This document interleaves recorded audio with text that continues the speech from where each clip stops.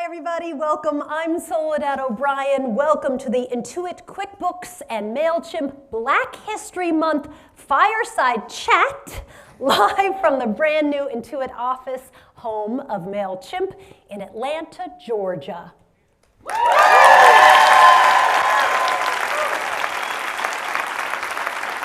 Mailchimp has been a longtime supporter of the arts in Atlanta and has a strong connection with the Atlanta creative community, so it is a very fitting place to host our conversation about creation, credit, and change. Atlanta is one of the largest hubs for Black-owned businesses in the United States. It's long been celebrated as a hub for Black professionals and creatives to thrive, from becoming the center of hip-hop music to being known as the Hollywood of the South. Our guest today has played a key role in that last transformation. He's an actor, producer, director, author, entrepreneur, and philanthropist. Everybody, please join me in welcoming Tyler Perry.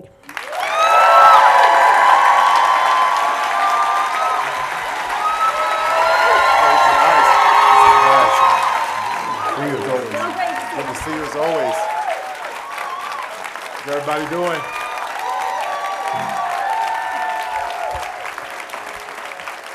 This is actually really comfortable. I was concerned about this. Very comfortable. Really Yeah, I love it. And all right, we got a little studio. ringing. We're going to dial the ringing. I'm sorry, I'm directing.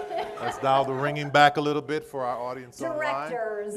Yes. Virgos. True.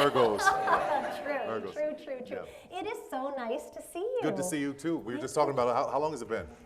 Since I saw you, yeah. Many years now. So today we're going to talk about your business journey, how your creative vision and your perseverance, which you've talked a lot about, helped you overcome many challenges. And there are many challenges, the same that I think entrepreneurs are facing day in and day out. So if you're ready, let's go. Let's get right to it. Hopefully I have something that I can share that will inspire I somebody. feel like there's a couple things at least. Maybe one or two. Because your movies have grossed over $1 billion worldwide. Tyler Perry Studios, of course, is one of the biggest production facilities in the United States, the first to be solely owned by a Black executive, which is why we did a doc on you many years ago now. That's right. It has been a long road, though, to success. I don't want to make it sound like it's been overnight. You started your creative journey by investing your life savings in one play, a leap of faith decision that I think many entrepreneurs, many small business owners often face and understand. So what's your best advice for small business owners who are struggling at the very beginning of their journey? Oh, that's good. For me, I would tell anybody, never despise small beginnings. That's a little biblical scripture that I remember just when I was struggling, trying to get things going. I had been homeless. I'd been out on the street trying to get things going.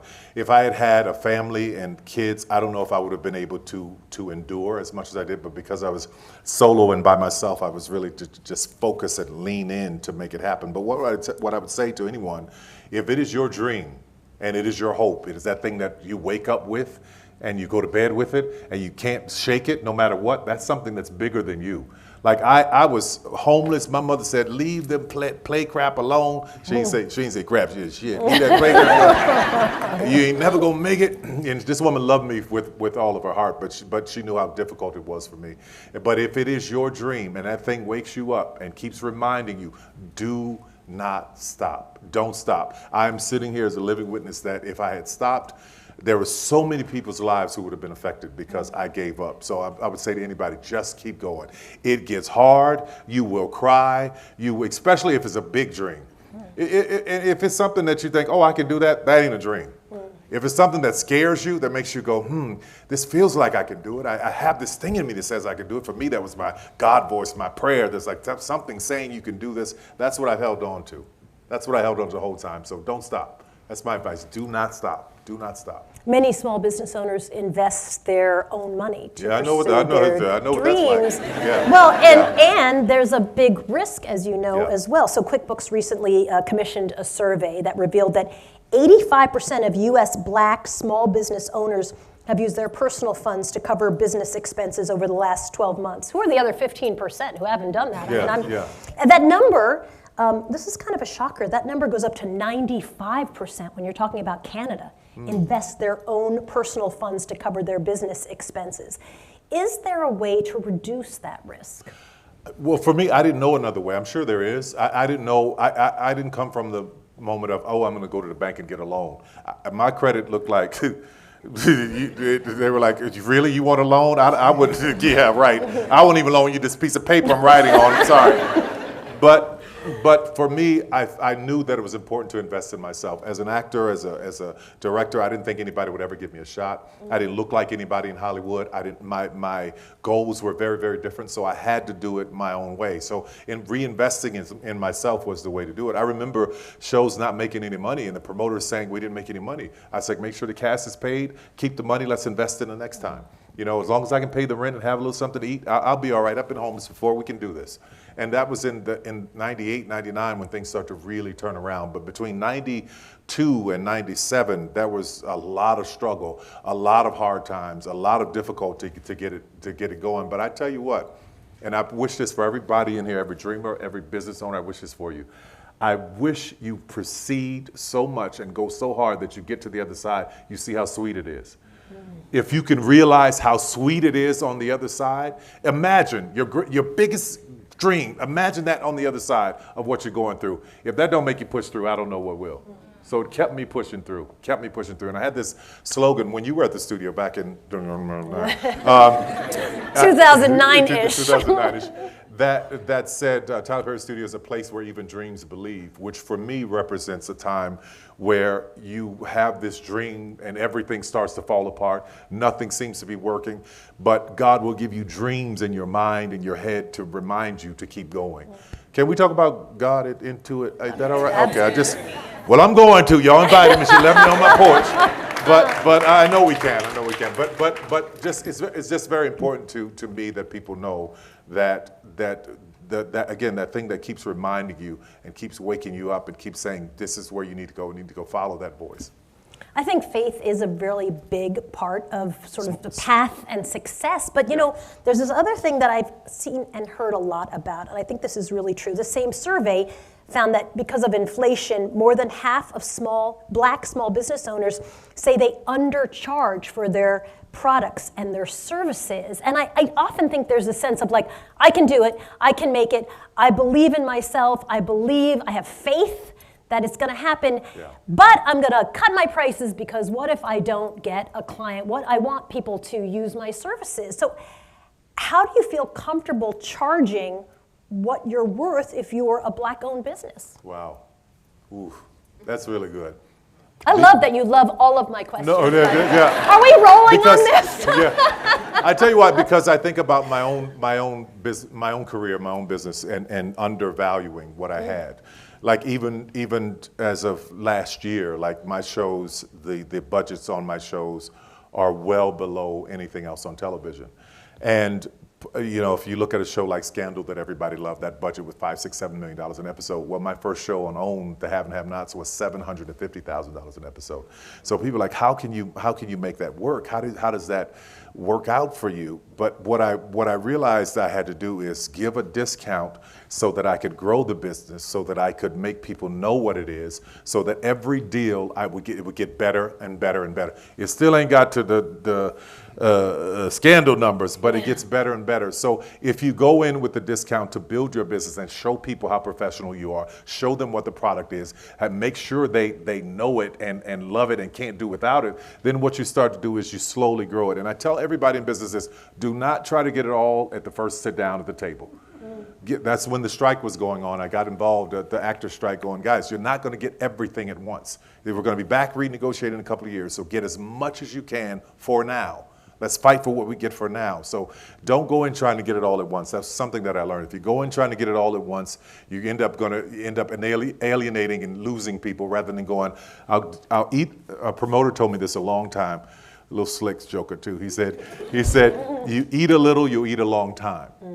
You try to eat it all at once, you'll be full, but you'll be hungry soon. So build it slowly. There's nothing wrong with a slow build. I know on Instagram, people think, oh my God, I'm gonna be rich. Most of them people ain't living like that. I have someone work for me, I'll be looking at them on private jets and yachts and going, how much money are you making? So it's really important that you not be afraid of a slow build to make sure that it's working. So yes, it is unfair, but that's the hand we were dealt. And as black people, listen, let me just say this. Everybody says, yes. It all should be fair. It should be equal to everyone. Everybody should have the same thing. Yes, absolutely. But that's not the hand we're dealt. So face the reality of that. You're going to have different circumstances. Even though it's unfair, you still make the best of it. You make the best of it and you grow it the best you can. If you start looking at it from the prism of, I'm already disadvantaged, I'm already behind you already know that. You knew that since birth. Anybody had to tell you that? Don't start there. Start with, okay, I've got to grow it. This is the hand I'm dealt, and I'm going to play it the best I can. And I promise you, you can play. I'm a living witness that you can play it so well that it will rival and equal everything that anybody else has done in the business. Yeah. You sort of teed me up to talk about credit when you talk about like things that are unfair here in America. And credit's a very sensitive topic for small businesses. Obviously, small businesses, very hard to get credit when they're trying to grow, and that means they often turn to credit card use. Of those participating in this QuickBooks survey, 57% of US, 75% of Canadian Black-owned businesses reported an increased use of credit cards over the last year. So then what was your experience early in your career about taking on debt to fund your projects? And so what did you do? And then what would your advice be today for small business owners? I love that you asked me because you're like, I had a credit card. I said debt. I mean, I take it any way you want. I was so happy when I got a Sears credit card with a Sears. That's how long ago it was. I had a $300 limit on that Sears card. And when I tell you it got up to $450 and I couldn't pay it, so you're asking me about, I didn't have any of that, guys. I didn't have any credit. I couldn't go to a bank. I couldn't get a loan. My family didn't have money. I couldn't. I was hungry here in Atlanta, and I was living in a pay-by-the-week hotel off of Buford Highway, and I called my mother asking her for $20 to eat. And she said, come home. You just come home. It's going to cost me $15 to send you $20. I'm not sending you. So I didn't have any of that. All I had was this hope and this dream and a way to make it. So I went to work. I know people now, man. I look at some of these kids. I had somebody that I interviewed. I shouldn't say this. Do it. Say it. Use fake names. But say I had somebody that interviewed for a job, and I was really impressed. And she was like, "Yes, and I want to do this, and I want to do that." I said, "That's great." And I need to make this amount of money. And I'm like, "Okay, great." But I said, "What's the but?" I only want to work 4 hours a day. She was serious. For my mental health. I have to work 4 hours a day, and you can't call me. I need weekends off, and I'm just thinking, what part of the world does this work in, right? So anybody who has a business, a small business, a big business, if you are afraid to work, if you are not able to give it your all, you're setting yourself up for failure. You've got to work harder. Listen, I'm still sometimes the first one there and the last one to leave. Still, to this day. I finally got the right team to be able to go and turn some of the lights off. Because I got that last light bill, I was like, no, what is going on here? So when you talk about credit and building those things, I never, ever had any of that. So I had to rely on the job that I had and the little bit of money that I had. And the worst thing that happened to me, and the worst thing that you can do as a business owner or somebody coming to work for you or somebody like me who has somebody's dreams in your hands, the worst thing you can do is take advantage of that and misuse that. I think that's evil. I think that's completely evil. If somebody comes to you with a hope and a dream, it is your responsibility, if you can help them, and if it works within your business, to do just that. So having an opportunity to sit in this seat, I've seen these incredible opportunities that have changed people's lives. But it wasn't always that way in the beginning. I had people who I would go to, promoters, I'd be like, listen, if you would just do the show, if you just read the show, I'm begging, knocking on doors, they're lying to me, making all kinds of false promises, making my life worse. So if you ever get in that position, and many of you are already, I don't care how small you may think it is, when you help somebody, that shows up in your life. Every bit of good that you send out shows up in your life. I believe you reap what you sow. So good. If you have 10 cents to help somebody, even though you only have the 10, if you can give them 5, do it. Those are the things that I did, and I saw that just keep coming in my life over and over and over again until I was able to get to a place where I didn't need credit. I became the lender. Yeah. That leads us into a question about the communities that have supported you.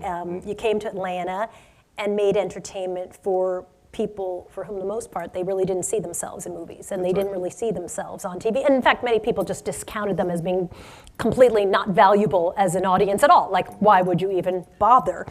How has that community supported you then and now, and how important has that relationship been for you? It's been everything. It's been everything. Listen, my audience has always been largely black women.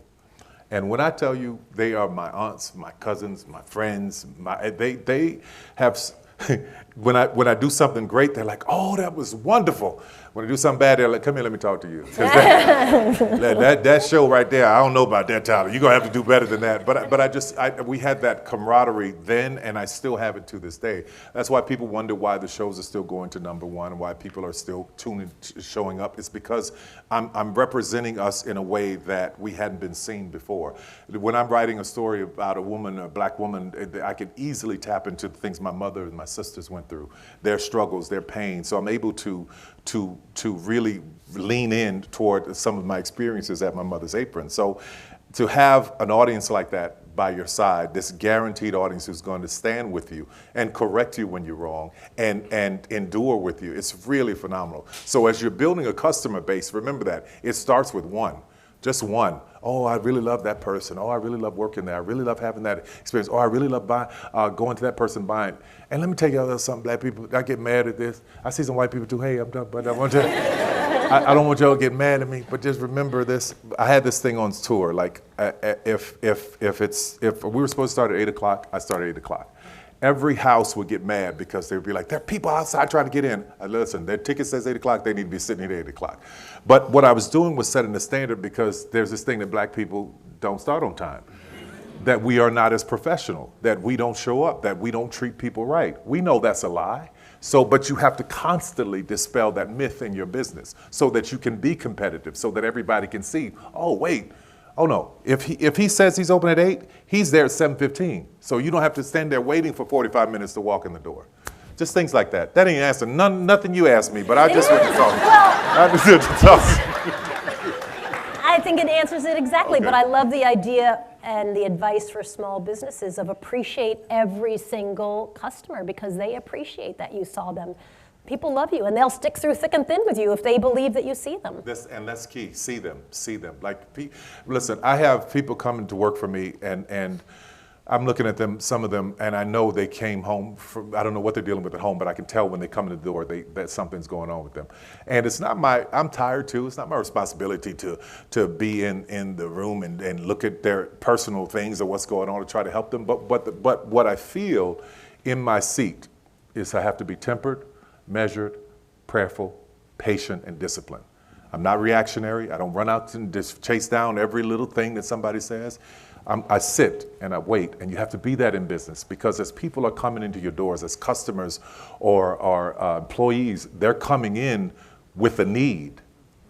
Everybody you meet has a need. They show up with a need, no matter who you are, no matter what your business is. And if you can meet that need and see them, people just want to be seen. If you can see them, you'll build a customer base that'll be with you forever. So there are some folks who run small businesses and Intuit employees as well who are watching right now. They're watching at viewing parties that are taking place, all around the United States and Canada, everywhere from Mountain View, California to Plano, Texas, to Toronto, Canada as well, and of course here in Atlanta. And if you are watching online, don't forget to join the conversation in the live chat, which you can find below the video player, which I think if I do this, that's where you can find that. And of course, you can also join the conversation on social media. No, it makes sense if you're watching it online. Makes sense to me. When you do, be sure to tag QuickBooks and Mailchimp and include the hashtag Black creators. So we've invited the founders of 5 amazing small businesses in the US and Canada, and they wanted to ask you a few questions. Uh-oh, okay. Yeah? Okay. So first up we have Jalea and Jamie Hemmings. They created Nourish and Bloom Market, that's in Fayetteville, Georgia. Oh, wow. Welcome to you. What's your question? Good afternoon, everyone. So, Mr. Perry, my question to you is, we've always been deeply inspired by your journey and your success. And as we strive to grow Nourish and Bloom, as the founders of Nourish and Bloom Market, the world's first AI-based checkout grocery store, where we focus completely on helping those in underserved markets get better access to food accessibility, we're dying to learn more and tap into your expertise. Yes, so, sorry. So from Hold your... on. AI. You might have to explain that Yeah, more. I mean, AI, So- grocery in Okay. disadvantaged communities? Yeah, tell me. Yes. Okay, so it's an autonomous grocery store or a smart grocery store. And so how it works is that customers download our app, and then they can scan to enter the store. They can pick up whatever items they want, and then when they walk out, they get a receipt. And so it uses computer vision, it uses artificial intelligence, and then also weight sensors on the shelves. So when you walk inside, you literally just pick up any item that you want, you walk out, you get a receipt on your phone, and then that's it. What if you pick it up and put it back? If you place it back on the shelf and you walk out, you don't get charged. Okay. Yeah. Wow. Yeah. And you two created this. So we're the first Black owners Okay. of an automated grocery store in the world. Okay. So Congratulations. Thank you. Congratulations. And so the other part of the question is that, so from your experience, what key strategies or insights can you share about effectively scaling a business while maintaining authenticity, impact, and still keeping that strong relationship with the community? It's a little bit like, how do you build the plane while it's flying, Exactly right? right. You know? Exactly right. And that was my experience. Yo, sit down. It's okay. My experience was it was happening so fast. First of all, there was 7 years of just famine. Nothing was happening. Then in '98, it took off, and I was running 100 miles an hour to keep up with it. I was running so fast that the success was coming so quickly. I was learning in progress, making a lot of mistakes. That's a tremendous blessing, but it's also a very expensive one. So what my suggestion to you would be is to start to build the team. And the team is not always the best that's qualified. It's the ones who have the right spirit, the right heart, the right mind, and can learn it even if they don't know it. So I always go for the people who have the right spirit involved in the company first. How do you feel about this? And then you try and put them in the right seats if they're not where they need to be. But you want people who have your vision and your hope and who will help you carry it. And that sounds simple, but that's hard. Finding folks that will support your vision.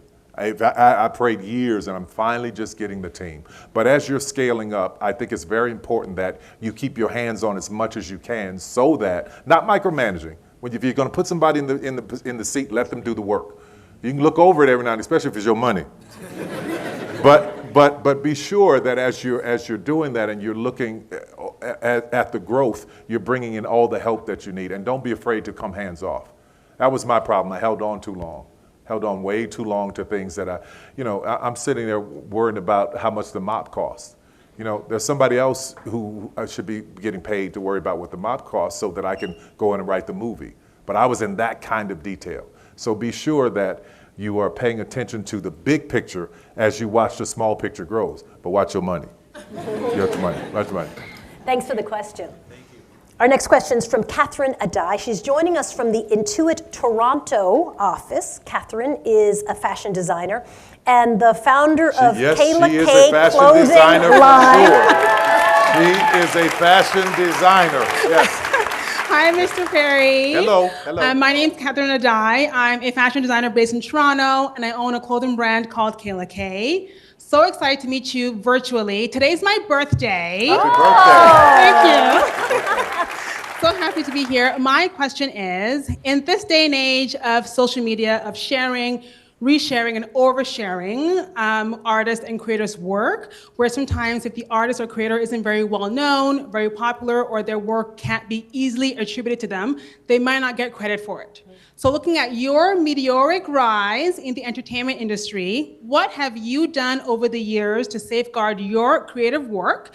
And what advice can you give to up-and-coming creators and artists, such as myself, on what we can do in the social media realm to protect our work? Yeah, that's a really, really good question. I can't speak to fashion. I don't know how it, even though you look fantastic, I don't know how it works. I have to have people help me put colors together. But in my, I made sure that I owned everything with my name on it. Every image, every copyright, every photo shoot, everything I do, I make sure that I own it, so that if something shows up and somebody's trying to take credit for what belongs to me, I have recourse. And I think it's very important that as you're building a business and you're coming up with these incredible ideas and you're defining yourself in any space, in any moment, that you are taking the necessary, I don't know what the laws are in Canada, but you're taking the necessary laws and steps to protect what you created, which is very difficult these days, especially with social media, but they can be held to account if you've lined up all the legal ducks in a row. Yeah. Great. And happy birthday. Perfect. Thank you so much. Okay. Thank you so much. Okay. And maybe one day I'll be in Atlanta and we'll be in person. So. I'm sorry, I didn't hear the last part. What's that? What's the last part? I said maybe one day I'll be in Atlanta and this will be in person. So it was yes, nice yes, that's right. That's right. That was a great question, right. Katherine. And for those who are watching online, if you want information about how you can protect your creative properties through your business, check out the resources tab below the video player for information. Yeah, I think. Next up is Alex Acosta. Alex is the founding executive director of Soul Food Cypher. It's a nonprofit organization. It's based in Atlanta. It utilizes freestyle rap and lyricism to transform individuals and communities through events and workshops and performances. Hi, Alex. Nice to see you. What's your question for Tyler? Nice to see you as well. And this has been a very inspirational conversation. I appreciate that. Thank you for having me. So with Soul Food Cypher, we work with a lot of young artists who are now starting to build their communities. And they're using a myriad of different social media platforms and also marketing tools. To say the least, it can be very exhausting to keep up a public persona and also to create content at all times. As we all know, burnout is very real. So what advice would you give from a marketing and engagement perspective that would help these young artists down the road? Lord. I got to tell you, social media is a wonderful thing, man. It really can do some incredible things, but there's also a whole nother side to it. And you talk about people being exhausted from posting so much and overexposure. It is really challenging for anyone, especially someone from my generation, to see, you know, how do I inspire and encourage someone who knows 2 clicks to get to, I don't even know my password. You know what I mean? So I've never seen a DM in my life. So honest to God. That's such a brag, by the way. No. All the rest of it are like delete. No, it's not a brag. What it is, it's just I don't like it. It's too much access, it's too much information. We had 3 channels when I was growing up. Now I try to look at something on YouTube, it's been an hour and I'm still looking at monkeys on a boat. I'm like, what is happening? So I wish I had some great advice to be able to say, maybe to try this or try that. But what I've learned is that it's really, really important that when you're defining and designing the artist that you want to be, that you stay true to that. Whatever that means. That's the only advice I can give you here. Whatever that means, whatever is posted, whatever is shared, if it's true to that specific artist, then I think that is what should be shared and what it is, right? But if you start going outside of yourself to become somebody else, to do something else, to get clicks or likes, or if you're into constant negativity or constant just anything that is dark and heavy, then that is what will show up in your life. So Can I ask you a follow-up to that? Because Sure. I think to some degree the exhaustion is like, it's a whole other job, right? Yeah. You have your job, and then you're like, oh, and I'm running social media too, and it's a different job. Yeah. And in a way, even though we both predate social media, like you had to do that. You were, when you started getting traction, you were doing shows and promotions while also writing scripts and delivering shows. So is there advice in there of how you manage just from a time perspective and not lose your mind trying to do two jobs as one person? I think a lot of this, the anxiety that we have as a society, I think a lot of the mental illness and mental health issues we're dealing with comes from social media. I really, truly believe that. Because if you don't believe me, spend some time on it and see how you feel. Just see how you feel after an hour or two, right? So if you're not taking that moment to insulate and protect yourself from what is there, or if you are a part of the problem and not a part of someone who's doing the good about it, or if you're trying to see how many likes am I going to get this? Who's paying attention to me? Can you imagine what this is doing to children and their brains if adults are struggling with it? So I don't know what you just asked, but I felt like I needed to say that. But tell me the question again, because I haven't answered. I think your answer is in there, right? Which is almost like, I think you're right. I think you have to. You are so good. Your I'm answer is in there. You didn't answer, but it's in there. It's in there somewhere. I run a small business, so every single question has been a question that I've had in some regard. And so I think, and I have the same thing, right? I have a business, and then I'm also supposed to be pitching the shows that we're doing and pitching the interviews that we're doing. And I think what you're saying, if you approach it in a positive way, if you're not the problem, if you're the light of it, if you make it a positive experience, you're going to manage that juggle much better than if you're, creating a persona that doesn't match the work that you're doing. That's exactly what I said. That's right. That's exactly what you said. Thank you. She translated for me. No, I think that's great advice, and I think psychologically it's very helpful too. And you were very helpful too. My pleasure. Nicole Davis is up next. Nicole is a CPA. She's also the CEO of Butler Davis Tax and Accounting, and that is based in Covington, Georgia. Nice to see you, Nicole. What's your question? Mr. Perry, thank you for being one of the ones we've been waiting for. Can you share with us a pivotal moment in your entrepreneurial journey when you realized the importance of I just got confused. When you realize the importance of... You said what? You just got what? Confused. Okay. Listen, so take a deep breath. I'm sitting here with Soledad O'Brien, who does this all the time. So take a deep breath. Tell me what you're asking. Yes. Can you share with us a pivotal moment in your entrepreneurial journey when you realized the importance of professional financial management and when you decided to hire an accountant? Okay. That's really good. Well, my sister was doing my taxes.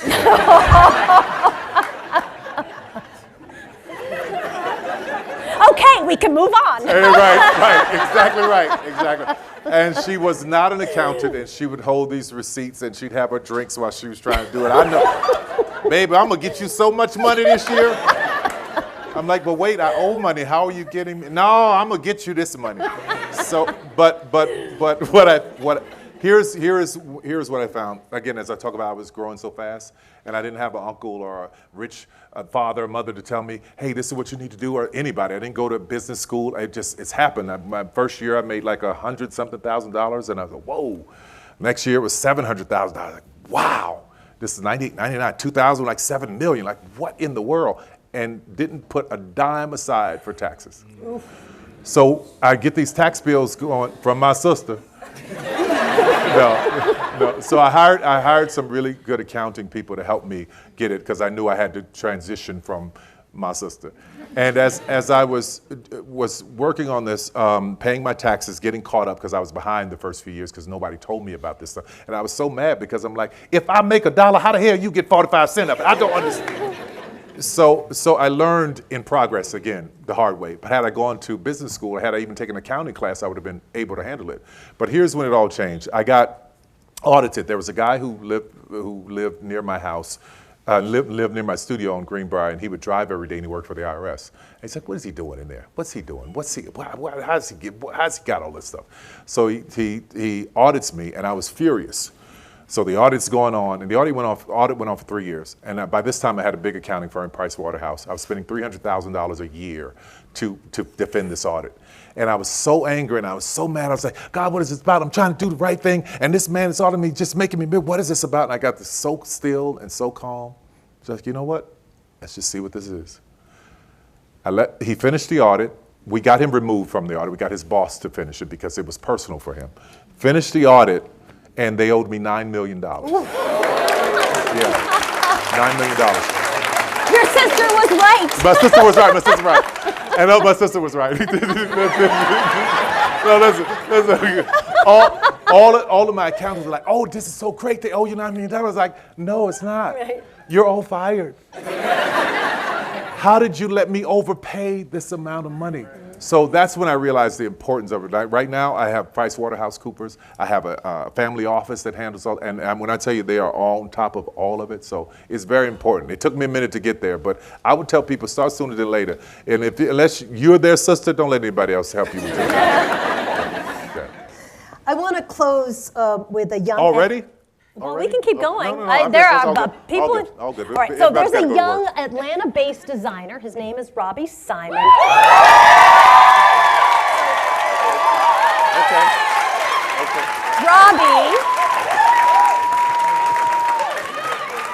Robbie is a furniture designer, and he got his start designing furniture while working here at Mailchimp. Okay. So, Robbie, before we get to your question, Robbie has a great backstory, and I'd like him to start by sharing his backstory with us. Hi.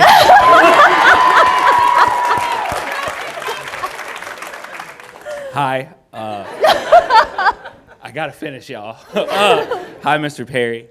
Hello, Soledad. Hi. Yeah, I'm Robbie. I got my start here. Born and raised in Atlanta. Pretty much like from nothing. We share similar backgrounds. My grandmother actually introduced me to you. You know, growing up, you would always hear the stories, you know, of successful black men, Jay-Z, you know, everyone in my household, just kind of trying to uplift us because we were, you know, like I said, we were struggling, you know. So I wasn't really around design, wasn't really around art or really anything. I didn't go to the High Museum for the first time, which is the museum down here. I don't know if y'all know that. I never went there until I started working here. You know, I grew up like working in factories, working fast food, like really I didn't know how to use a tape measure when I started here. And then about 8 years ago, I've been here for, almost 8 years. I started working here, you know, and I fell in love with design. I fell in love with all of these things. And again, like, I'm not saying I lied in the interview, but like, I just told him, I said, you know, if you put it in front of me, I can learn how to do anything. And it's just like what you said, like, it's like, okay, when someone gives you a chance, you know, you really don't want to like let them down, you know, because I've been there. I've made a mess of my life, you know, doing the wrong things, you know, which I will not share. And so all of these different things come to pass, and I start working here. I joined the facilities team here. Shout out the facilities crew. And so we start doing all of this work, and it was kind of a hybrid. I was like hanging whiteboards. I was hanging TVs. You know, and like I said, I didn't know how to read a tape measure. If it was 1 or 2, you were straight. But like, if it was any of the ticks in between, we were at, you know, it wasn't going well. So I remember I was hanging a whiteboard, and I'm like trying to hang it up, and I'm nervous. I got YouTube pulled open on one thing. I'm like, got a tape measure, and I'm like, okay. 4 hours later, we get it hung up. 4 hours. And then, but it's still up today, you know. But so you know, I share all that to kind of just share that little bit of story and how I got into you know, kind of designing furniture and building furniture. In fact, I'm glad you said those chairs are comfortable. I made all this.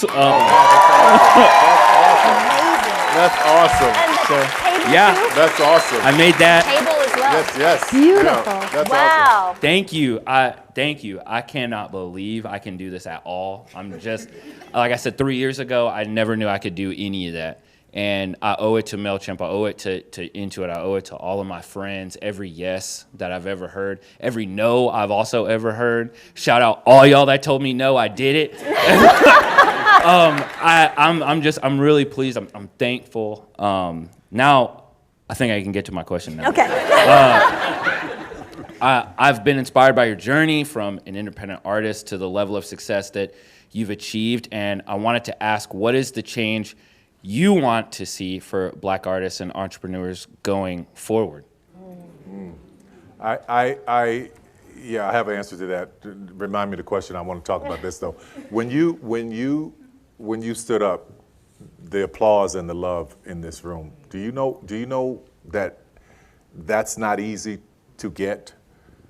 Do you know that you have to have something special that makes that happen for you? Do you know that, right? You do. Hey. So I can, yeah. And especially in the workplace, you know what I mean? So to have this much support and love, that tells me a lot about you, my friend. What do I hope for young artists and entrepreneurs and people who are trying to be in business is this ownership. You know, I can speak for Hollywood because there's this, there a few years ago, this campaign, Oscar so white, Oscar so white, Oscar so white. It drove me crazy. Because again, it's like, what are we doing? Let's get ourselves in a position where we can hire more of us and help change what is happening, rather than standing complaining about something that is happening in front of us that we have the power to change within ourselves. And the way we do that is by ownership, by taking stock of what we have. And listen to me, I know there are a lot of people who will push back on what I just said, but what I know about that is this. I look at the diversity and inclusion mandates that were happening after George Floyd, and now a lot of them have fallen away. People are backing away from them really, really, really quickly. So as we are moving into how we bridge that gap, it's got to be through us. We have the power to do it for ourselves. Every business you start, every job you create, you are helping us to build that in Hollywood, in anywhere else. So my whole point is lean into what we have, own what we have. And everybody's not supposed to be a business owner. Everybody doesn't want to do that. Some people just want to go to work and go live their life and smoke weed. I get it. I want to do that too. But if sorry, I don't smoke weed. I chew it. But what I want, if nobody heard anything else I said, what I want us all to know is to lean into what we have, lean into our own gifts, lean into our own ownership. Because as awful as segregation was, Black people owned businesses and we had to support each other. Now our dollar does not even stay in our community for an hour. So if we get back to supporting each other, but on the other hand, we have to be as professional and on top as anybody else, as our counterpart who is in the business down the street. We've got to be able to match the money to have it come back to us. So our hope is that we learn the value we have within ourselves. Yeah. It was a great question. Thank you, Robbie. Fantastic. And terrific advice from Tyler Perry. Tyler, thank you so much. You did good, because I know you had 50,000 questions you wanted to. The prompter. That helps a lot. Okay. For more information on how to start and run and grow your business, including insights from the QuickBooks survey of U.S. and Canadian Black small businesses, check out the QuickBooks blog. And for more resources on how to grow your customers and your audiences, check out the Mailchimp Marketing Library. Lastly, a very big thank you to all the entrepreneurs, all the small businesses out there. Dream big, take care, and a big round of applause for all of them, and of course, Mr. Tyler Perry.